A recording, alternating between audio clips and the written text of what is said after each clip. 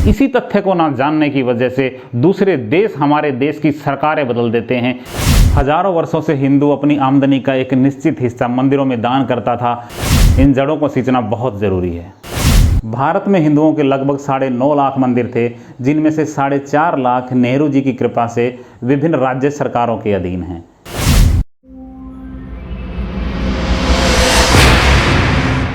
सामान्य तौर पे हम ये समझते हैं कि देश है, राष्ट्र है, सत्ता है, सिस्टम है और ये सब सरकार ही है, ये सब सरकार से ही चलता है।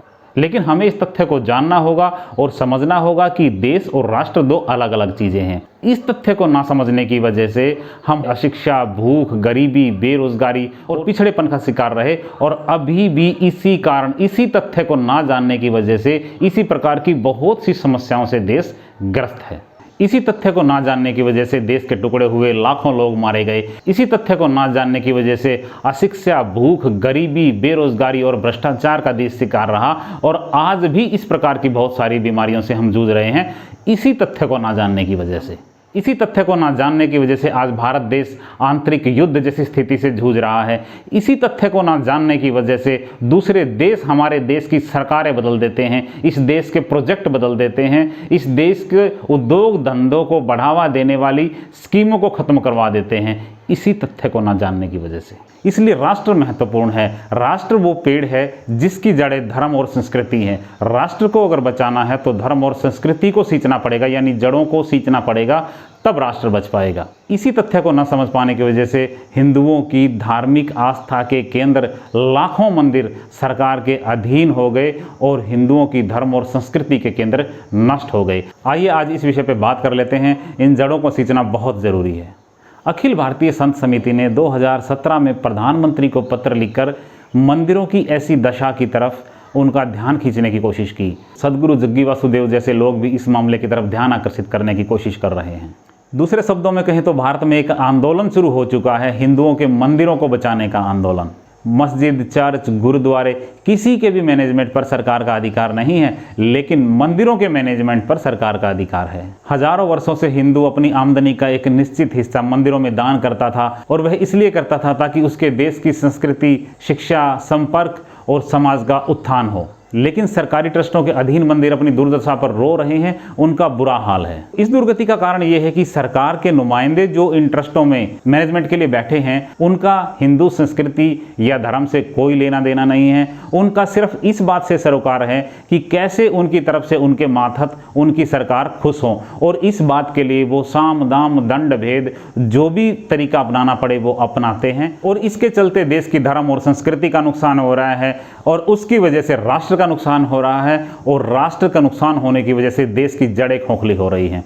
और जड़ें खोखली होने का ही परिणाम आपने देखा है कि शाखाएं गिर के टूट रही हैं, पेड़ के टुकड़े हो रहे हैं। अप्रैल 2019 में दक्षिण भारत के एक मंदिर की तरफ से मैनेजमेंट को लेकर कोर्ट में एक पिटीशन दाखिल की गई थी, जिसके जवाब में कोर्ट ने कहा कि किसी भी सेक्युलर सरकार को मंदिर, मस्जिद, चर्च या गुरुद्वारा कोई भी हो, उसके प्रबंधन में अपनी दखलंदाजी नहीं करनी चाहिए। यह उस समाज के उन आस्थावान लोगों के भरोसे छोड़ देना चाहिए जो अपनी जेब से चंदा देकर उस धार्मिक स्थल का संचालन करते हैं।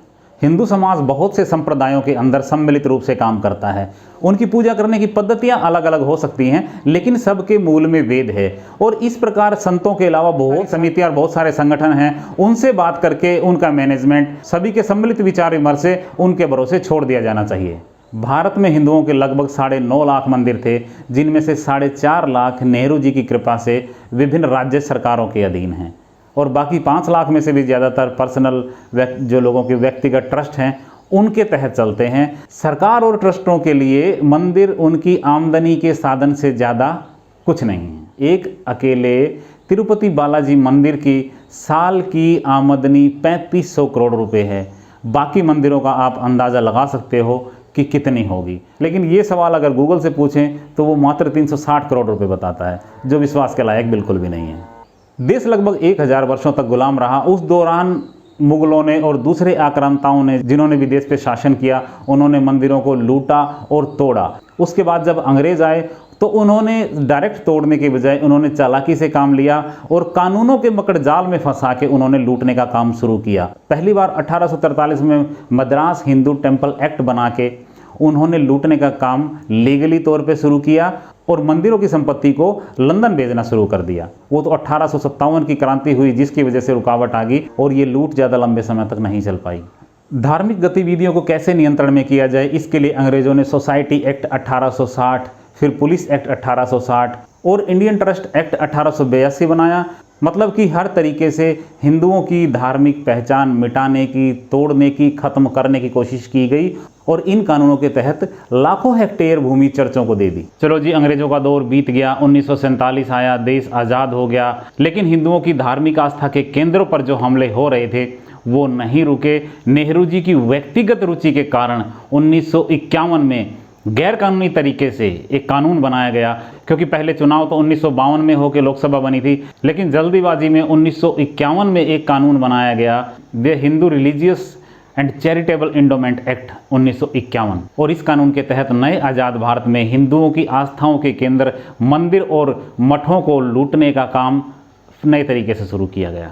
1951 में बने इस कानून के तहत राज्य सरकारों को अधिकार दे दिए थे कि वो बिना कोई भी कारण बताए किसी भी मंदिर को अपने अधीन ले सकती है। और इसी के चलते सिर्फ आंध्र प्रदेश में लगभग 34,000 मंदिर सरकार के अधीन कर लिए गए और इन अधीन किए गए मंदिरों के चढ़ावे का ज़्यादा से ज़्यादा 18% इनके रखरखाव के लिए दिया जाता है, बाकी सरकारी खजाने में ले लिया जाता है। तिरुपति बालाजी मंदिर, जिसकी वार्षिक आमदनी लगभग 3500 करोड़ रुपए है, उसके रखरखाव के लिए सिर्फ 7% सरकार के द्वारा दिया जाता है, बाकी सारा पैसा सरकार के खजाने में ले लिया जाता है। इन्हीं सरकारी दखलंदाजियों के कारण भ्रष्टाचार पनपा और अकेले कर्नाटक में लगभग 50,000 मंदिर बंद हो गए। और ये लूटने का कारवां यहीं नहीं रुका। देश की आज़ादी के 43 वर्ष बाद कांग्रेस ने 1991 में एक और कानून बनाया, the places of worship special provision act 1991, यानी उपासना स्थलों के लिए जो जगह है उनके लिए स्पेशल प्रोविजन वाला कानून 1991 में बनाया। और आपको जान के हैरानी होगी कि हिंदुत्व को तोड़ने के लिए कैसी कैसे चालें चली गई। इस कानून में ये कहा गया है कि भाई लड़ो मत।